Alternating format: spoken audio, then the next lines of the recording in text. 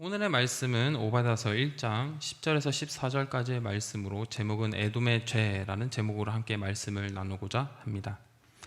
오늘의 말씀은 오바댜서의 말씀입니다. 이 오바댜서는 12소예언서 중에 한 권의 책입니다. 구약 성경 거의 끝자락에 놓여 있기 때문에 우리들에게는 그렇게 친숙한 말씀은 아닌 것 같습니다. 창세기와 마태복음과 같은 다른 책들에 비해서 양도 적고 뒤쪽에 나와 있기 때문에 우리가 이 오바댜서를 이야기하게 될 때 특별히 떠오르는 이야기나 이 안에 어떤 하나님의 말씀이 있는지 잘 기억나지 않기도 합니다. 그래서 이 오바댜서에서 오바댜가 어떤 인물이고 어느 지역에서 태어났는지 살펴보려고 하여도 자세한 정보는 나타나 있지 않습니다. 그에 대한 자세한 정보는 없지만 그의 이름의 뜻은 여호와의 종이라는 뜻을 가진 인물이었고, 그리고 오바댜를 통하여서 하나님은 말씀을 선포하게 하셨다는 것입니다. 그래서 우리는 이 오바댜서를 읽게 될 때 이 말씀은 다른 것보다 가장 먼저 기억되어야 되는 것은 하나님의 말씀을 전하였던 선지자의 말씀이며 그 대상이 에돔이었다는 것입니다. 제가 초등학교 다닐 때만 해도 우리나라가 무슨 민족이라고 물어보면 한민족이라고 이야기했습니다. 이 한민족이라는 말은 하나의 핏줄을 가진 사람들이 모인 민족이다라고 하면서 한민족이라고 이야기했습니다. 그런데 요즘 초등학생 친구들에게 얘들아 우리가 요즘 무슨 민족이니? 라고 물어본다면 아이들은 서스럼 없이 이렇게 대답합니다. 바로 배달의 민족이라고 이야기를 합니다. 정말 우리나라는 배달의 민족이 맞는 것 같습니다. 밭일을 하고 있어도, 논에서 일을 하고 있어도 어떻게 된 것인지 그곳에 정확하게 배달이 오기 때문입니다. 우리나라가 한민족이며 배달의 민족이라고 불릴 때 오바댜서에서 나타난 이 에돔이라는 민족이 어떤 민족인지에 대해서 한번 살펴보고자 합니다. 이 에돔 민족은 창세기에서 우리에게 너무나 익숙한 에서라는 인물의 후손으로 이루어진 족속입니다. 에서는 우리가 잘 알고 있듯이 야곱의 쌍둥이 형입니다. 이런 배경을 가지고 다시 1장 10절의 말씀을 보도록 하겠습니다. 제가 읽겠습니다. 내가 내 형제 야곱에게 행한 포악으로 말미암아 부끄러움을 당하고 영원히 멸절되리라. 10절을 보니 에돔은 에돔의 형제인 야곱에게 포악을 행하였다고 말씀이 나와 있습니다. 이 포악이라는 말은 몹시 잔인하고 난폭한 행동을 이야기하는데 에돔은 야곱을 향해서 몹시 잔인하고 흉폭한 행동을 했다는 말씀입니다. 그리고 이 야곱을 향해 포악을 행한 에돔은 부끄러움을 당하고 그냥 멸망하는 것이 아니라 영원히 멸망당할 것임을 하나님께서 말씀하고 계십니다. 이 오바댜가 쓰여졌을 때는요, 이미 야곱은 죽고 없는 상황이었습니다.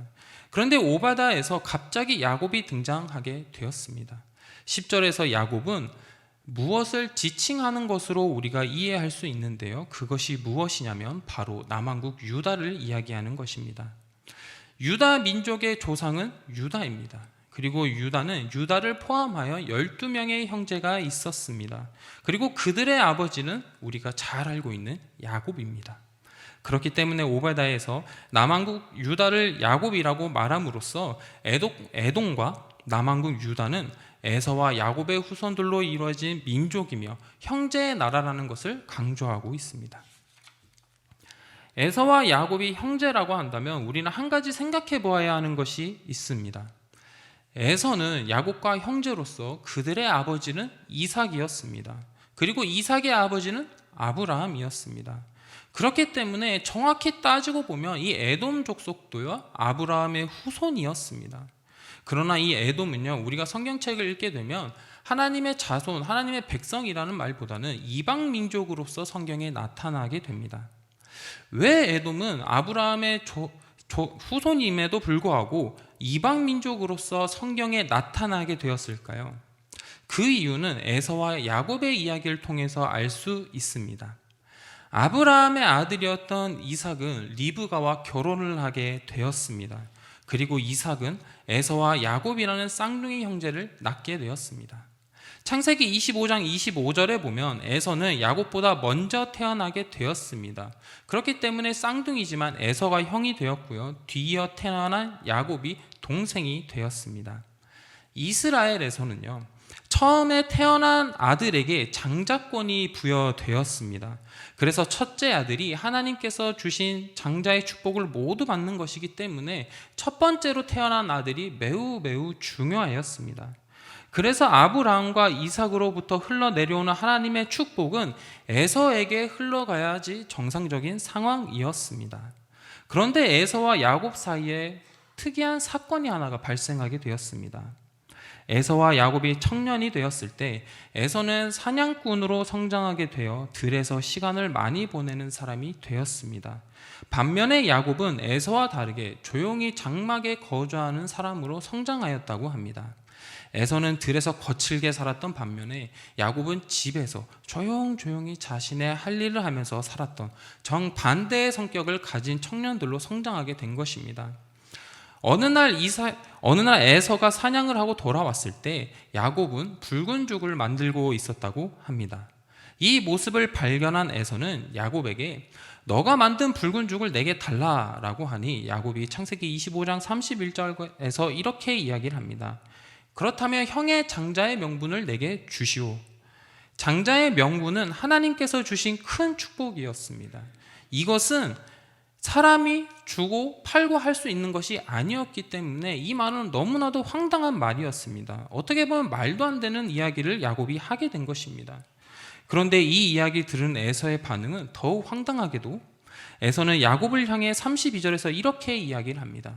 내가 죽게 되었으니 이 장자의 명분이 무엇이 유익이냐? 에서는 하나님께서 주신 큰 복인 장자권을 배고파 죽겠다는 이유 하나로 아무렇지도 않게 야곱에게 넘기게 된 것입니다. 그리고 야곱은 33절에서 장자의 명분을 넘긴 것을 맹세하라 라고 확실히 맹세케 하고 장자의 명분을 에서에게서 가져오게 되었습니다. 하나님께서 주시는 장자의 명분을 야곱과 에서가 서로 거래하게 된 것입니다. 그리고 이것으로 인해 야곱은 하나님의 장자권을 얻게 되었고 하나님께서는 에서의 자손이 아닌 야곱의 자손을 선택해 주셔서 믿음의 조상으로 일컬어지는 아브라함과 이삭의 족보가 에서가 아닌 야곱으로 옮겨지게 되는 사건이 발생하게 된 것입니다. 하나님과 함께하며 하나님의 백성으로서 하나님을 증거할 수 있는 큰 복은 원래 장자의 명분을 가지고 있는 에서 자손을 통해서 이루어져야 하는 것이었지만 에서가 하나님의 장자권을 아무렇지도 않게 팔아버렸기 때문에 그리고 에서의 이 순간의 선택으로 인하여서 에서의 후손은 에돔 족속은 성경에서 이방 민족으로 하나님께 영광 돌릴 수 없고 그저 병방에 나타난 민족으로서 마치게 되었습니다. 오바댜의 말씀을 접할 때 하나님께서 우리에게 주시는 첫 번째 메시지는 조상의 믿음이 중요하다는 것입니다. 계속해서 말씀드리는 것이지만 원래 장자의 명분을 통해 하나님의 이끄심을 받아야 하는 민족은 에서의 후손인 에돔 자손이었습니다. 그러나 에서는 하나님께서 주시는 장자의 명분을 대수롭지 않게 여겼습니다. 이것은 아무렇지도 않은 것이다 라며 생각했을지도 모릅니다. 그렇기 때문에 야곱에게 그저 붉은 죽 한 그릇에 팔게 되었던 것입니다. 이 에서의 찰나의 선택으로 인해 에돔은 오는 날까지 이방 민족에 그치는 족속이 되었습니다. 에서의 행동을 통해 하나님께서는 우리에게 이렇게 말씀하십니다. 조상의 믿음이 중요하다. 현재를 살아가는 우리들에게 이제 장자의 명분이 강요되는 시대는 아닙니다.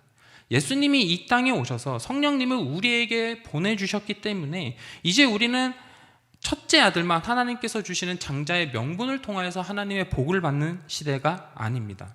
하나님께서는 어떤 사람이든지 예수님이 나의 죄 때문에 십자가에 매달려 돌아가셨음만 믿게 된다면 그리고 우리가 거듭나게 되어 성령 충만한 삶을 살아가게 된다면 하나님께서는 모든 백성에게 동일한 은혜를 주시는 분입니다. 그럼에도 불구하고 조상의 믿음이 중요하다는 것은 오늘날도 동일한 것입니다. 자녀들을 위해 눈물로 기도하시는 조상들의 기도는 결코 가벼운 것이 아닙니다. 조상들의 기도와 믿음은 후손들에게 전해질 때 어느 것보다 아주 강한 힘이 있습니다. 그렇기 때문에 나의 후손들에게 나의 올바른 신앙을 전해 주어야 합니다. 나로 인하여서 나의 후손들이 이스라엘 백성들과 같이 하나님과 함께 살아가는 민족이 될 수 있고, 내가 잘못된 선택, 올바르지 못한 믿음으로 인하여서 나의 후손들이 에돔 족속처럼 이방 민족이 되어버릴지도 모르기 때문입니다. 그렇게 이 귀한 시간 예배 자리에 나와 함께 예배드리는 모든 성도님들의 믿음의 유산이 자녀들에게 전달되어 자녀들 또한 하나님과 함께 살아가는 은혜가 더해질 줄로 믿습니다. 에서와 야곱의 이야기를 통해 우리의 믿음의 결과가 후손들에게까지 이어진다는 사실을 꼭 기억하시며 우리의 끝날까지 하나님께 올바른 믿음으로 영광 돌리는 삶을 살아가시는 우리 성도님들 되시길 예수님의 이름으로 축원합니다.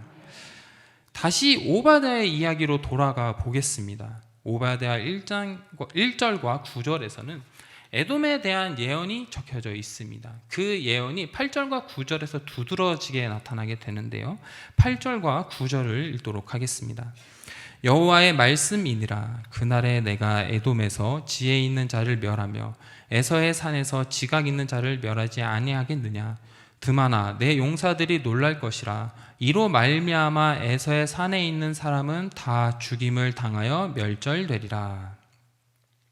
하나님께서는 8절을 통해 에돔의 지혜 있는 자를 멸하시며 지각 있는 자들을 멸하신다고 말씀해 주시고 있습니다.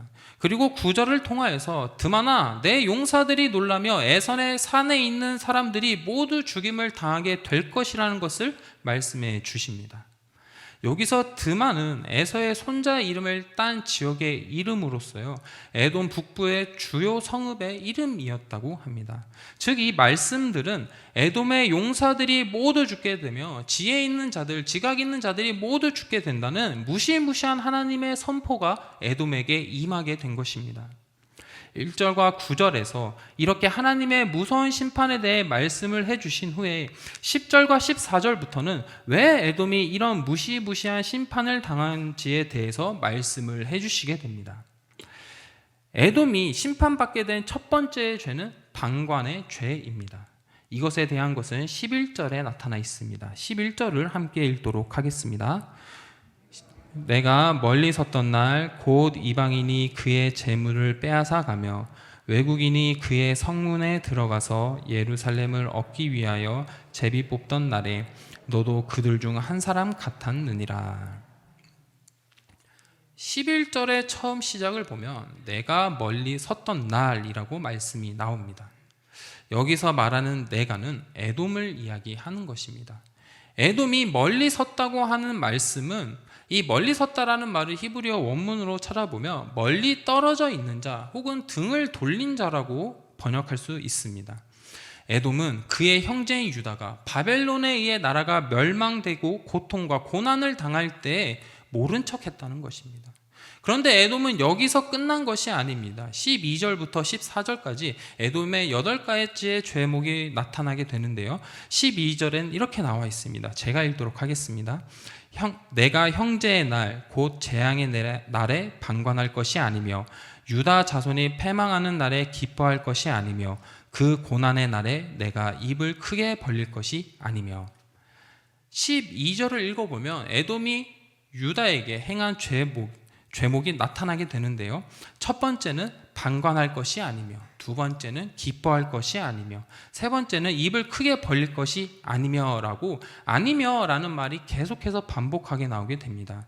이때 이 아니며라는 말은 에돔이 행한 죄들을 강조하기 위해서 이렇게 쓰여진 것입니다. 그래서 에돔이 이런 죄들을 행하지 않았다는 것이 아니라 유다에게 이런 죄들을 행하였다는 뜻입니다. 그래서 다시 12절의 말씀을 보면 유다가 멸망할 때 에돔은 방관했습니다. 그리고 기뻐했습니다. 그리고 거기서 마치는 것이 아니라 이제 유다가 망하게 되면 자신들의 얻을 유익을 생각하면서 입을 크게 벌리고 있었다는 것입니다. 게다가 13절을 보면 13절에서도 환난을 당하는 날에 내가 그 고난을 방관하지 않을 것이며, 에돔이 이스라엘이 어려움 당할 때 방관하였다는 것을 한 번 더 이야기해 주고 계시는 것입니다. 에돔은 이스라엘이 바벨론에 의해 수많은 사람들이 죽어가고 터전이 무너져 갔을 때 방관하였습니다. 그들이 크나큰 고통으로 신음하고 있을 때 에돔은 아무렇지 않게 있으며 심지어 속으로는 기쁨에 차올랐다는 것입니다. 이렇게 고통과 고난 중에 있는 사람들을 발견하였을 때 우리가 에돔과 같이 그들을 방관하고 방치한다면 그것은 하나님의 뜻이 아닙니다. 우리는 이러한 하나님의 뜻을 예수님의 이야기를 통하여서도 확인할 수 있습니다. 누가복음 10장을 보면 어떤 율법 교사가 일어나 예수님을 시험하고자 질문하였습니다. 내가 어찌하여 영생을 얻을 수 있습니까? 라고 질문에 대해서 예수님께서는 내 마음을 다하여 목숨을 다하며 힘을 다하며 뜻을 다하여 주 너의 하나님을 사랑하고 이웃을 내 자신과 같이 사랑하라고 말씀해 주셨습니다. 그러자 이 율법 교사는 거기서 그치지 않고 내 이웃이 누구란 말씀입니까? 라고 질문을 하게 됩니다. 그때 예수님께서 하나의 이야기를 해 주십니다. 한 무리의 강도들이 어떤 사람의 물건을 빼앗고 그 사람을 거의 죽음의 상태로 만들어 놓고 버리고 갔습니다. 그런데 어떤 제사장이 길을 가다 강도당한 사람을 발견하였는데 그 사람을 도와주지 않고 자신의 길을 떠났습니다. 그리고 나서 어떤 레위인이 강도당한 사람을 보았는데 그 레위인조차도 제사장과 같이 그 강도당한 사람을 도와주지 않고 그냥 지나쳐 버렸다고 합니다. 그런데 그 후에 사마리아 사람이 여행하는 중에 강도당한 자를 보고 그를 치료해 주었습니다. 그리고 주막에 데리고 가서 주막 주인에게 비용을 주며 이 사람을 돌보아 주고 만약 더 많은 비용이 들게 된다면 돌아오는 길에 그 모든 비용을 돌려주겠다, 갚겠다라고 말했다고 합니다. 그리고 예수님께서는 이 이야기를 마치신 후에 이 세 사람 중에 자비를 베푼 자가 진짜 이웃이며 율법 교사에게도 너도 이와 같이 살아야 한다는 말씀을 해주셨습니다. 그렇습니다. 예수님께서는 고난당하는 자를 보게 되었을 때 그들을 외면하지 않고 하나님을 사랑하듯 이웃을 사랑하라고 말씀해 주셨습니다. 그런데 에돔은 어떠합니까? 형제가 고난당하고 있을 때 그저 멀리서 등을 돌리며 그들의 고난을 기뻐했습니다. 그리고 그들의 고난을 당하는 것을 통하여서 자신들이 얻을 이익에만 초점을 맞추고 있었습니다. 에돔은 이웃에 대한 방관의 죄로 말미암아 하나님 앞에 심판당하게 되었습니다. 우리가 이웃에 대해 방관한다는 것이 얼마나 큰 죄인지 오늘의 말씀을 통하여 깨달아야 합니다. 우리는 한우리 교회라고 하는 하나의 공동체이고 한 가족이고 이웃입니다. 그런데 만약 공동체 속에서 어려움을 겪는 사람들이 있다면 그들을 도와주어야 합니다. 물론 재정적으로나 함께 일함으로 도와줄 수 있겠지만 그렇게 도와주기 어려운 상황이라면 우리는 그들과 함께 애통하며 그들을 위해 기도해야 합니다. 우리는 어려움을 겪는 자들을 위해 하나님의 은혜와 사랑으로 승리케 할 수 있도록 반드시 기도해야 합니다. 우리는 방관하는 죄를 지어서는 안 되기 때문입니다. 또한 우리가 방관의 죄에 대해서 더 넓은 의미를 본다면 저기 우크라이나의 고통을 겪는 사람들을 위하여서도 기도해야 합니다. 우리는 한우리 교회뿐만 아니라 하나님을 믿고 예수님을 따르는 모든 사람들과 형제이고 자매입니다. 현재 우크라이나는 러시아로 인해 큰 피해를 입고 있습니다. 그리고 수많은 사람들이 죽어갔고 그들의 터전은 모두 부서져 버렸습니다. 그리고 우크라이나 땅을 유린당하며 고난의 현장, 고난의 때를 보내고 있습니다. 우크라이나 땅에서도요, 하나님을 믿는 우리들의 형제 자매들이 있습니다. 그렇기에 우리는 이들을 위해 방관하는 죄를 지어서는 안 됩니다. 우리도 만약 고통을 당하고 있는 우크라이나를 외면하여 그들에게 지원하지 않고 그들을 위해 시간을 내어 기도하지 않는다면 에돔이 하나님 앞에 지었던 죄와 동일한 죄를 우리는 짓게 되는 것입니다. 그렇기에 우리는 고통당하는 저 땅이 회복될 수 있도록 기도해야 합니다. 그리고 그들이 평안히 먹고 쉴 수 있도록 교육받고 일할 수 있도록 도와야 하는 것입니다.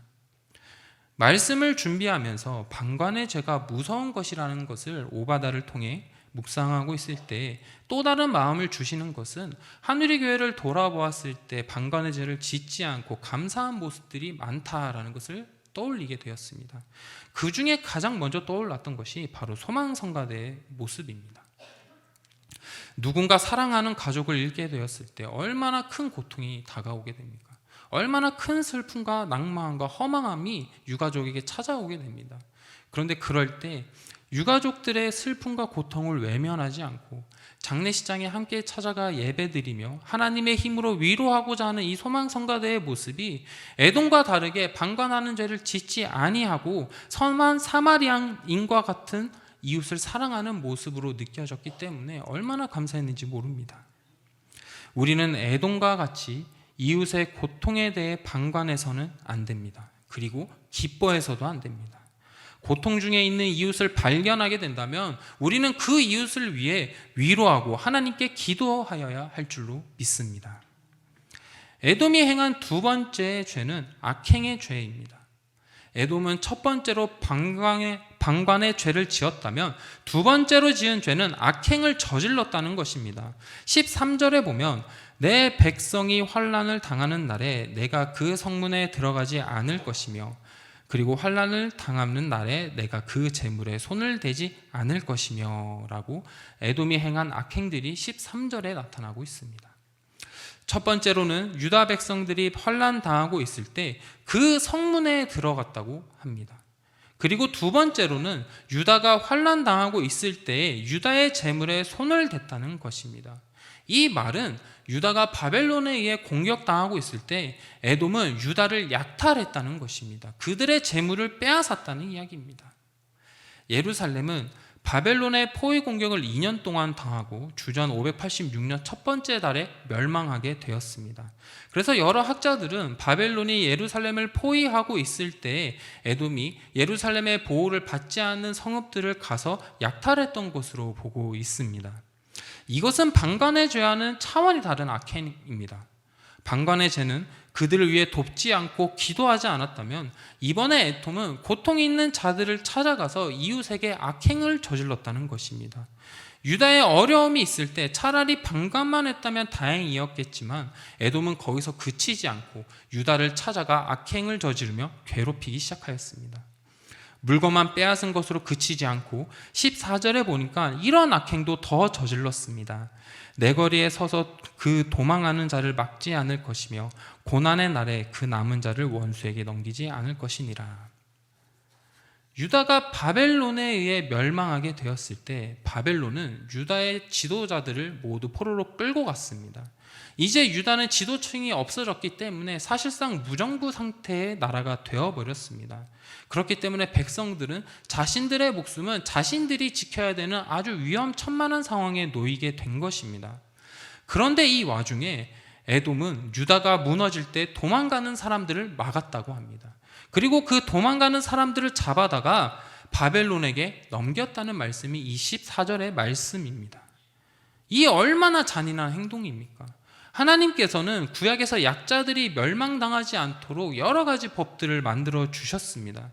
그 중에 하나는 이웃의 옷을 정당 잡게 되었을 때 해가 지기 전에 돌려주라는 법이 있었습니다. 이러한 법이 있던 이유는 이스라엘은 낮에는 덥지만 밤이 되면 기온이 떨어지게 됩니다. 그런데 만약 해가 질 때까지 옷을 저당 잡게 된다면 저당 잡힌 사람은 밤에 얼어 죽을 수도 있는 상황이었기 때문에 하나님께서는 이 약자들을 위하여서 약자들이 멸망당하지 않도록 법으로 지켜주셨습니다. 그러나 에돔은 그나마 자신의 생명을 지키기 위해 도망치는 사람들을 막으며 그들을 바벨론에게 넘겼다는 것입니다. 에돔은 하나님 앞에 이렇게 여러 가지 악행들을 저지르면서 죄를 범했습니다. 에돔은 형제의 고난에 방관했습니다. 그리고 고난당하는 형제들을 향하여 악행을 저지르게 된 것입니다. 이 두 가지의 죄를 지은 에돔의 결말은 이렇게 되었습니다. 15절의 말씀입니다. 함께 읽도록 하겠습니다. 여호와께서 만국을 벌할 날이 가까웠나니 내가 행한 대로 너도 받을 것인즉 내가 행한 것이 내 머리로 돌아갈 것이라. 하나님께서는 에돔이 유다에게 지은 죄와 같이 동일하게 그대로 에돔이 당할 것이라는 것을 말씀해 주셨습니다. 에돔이 침략을 당할 때 주변의 사람들은 그들을 돕지 않고 방관할 것이고 에돔이 유다를 약탈하고 괴롭혔던 것과 같이 주변 사람들은 에돔이 행하였던 그 악행과 동일하게 에돔에게 행한다는 것입니다. 그리고 결국 에돔은 멸망하게 될 것이라는 것이 15절의 말씀입니다. 오늘 말씀을 통해서 하나님께서 우리에게 주시는 말씀은 이웃의 고통을 방관한 죄, 고통 중에 있는 이웃을 향해 더욱 악행을 저지르는 것에 대해서 분명히 금지하시는 것입니다. 우리가 이러한 죄를 저지른 자들이 15절의 말씀과 같이 그대로 행한 대로 심판당하게 된다는 사실을 믿으시길 바랍니다. 이제 말씀을 마치고자 합니다. 에돔 민족은 조상 에서가 하나님의 복을 우습게 여기고 잘못된 선택을 했기 때문에 하나님과 함께 할 수 있는 복을 잃어버리게 되었습니다. 그렇기 때문에 우리는 에돔 민족을 보면서 조상의 믿음이 얼마나 중요한지 깨달아야 합니다. 그리고 우리가 우리의 믿음의 조상이 되어서 야곱과 같이 하나님을 붙잡으며 우리의 후손에게 믿음의 유산을 전달해야 할 줄로 믿습니다. 그리고 에돔이 이웃을 향해 방관하며 악행을 저질렀던 모든 것들이 다시 에돔에게 돌아온다는 말씀을 보았습니다. 그렇기에 우리는 이웃에 대하여 방관하고 악행을 저지르면 안 됩니다. 그리고 만약 우리가 이러한 죄를 짓게 되었다면 반드시 회개해야 합니다. 그리고 우리의 삶이 이웃을 사랑하고 품을 수 있는 삶으로 변화되어져야 할 줄로 믿습니다. 우리 사랑하시는 성도님들은 오늘의 말씀을 꼭 기억하여서 하나님을 사랑하고 이웃을 사랑하며 하나님과 함께 동행하시는 우리 성도님들이 되시길 예수님의 이름으로 축원합니다.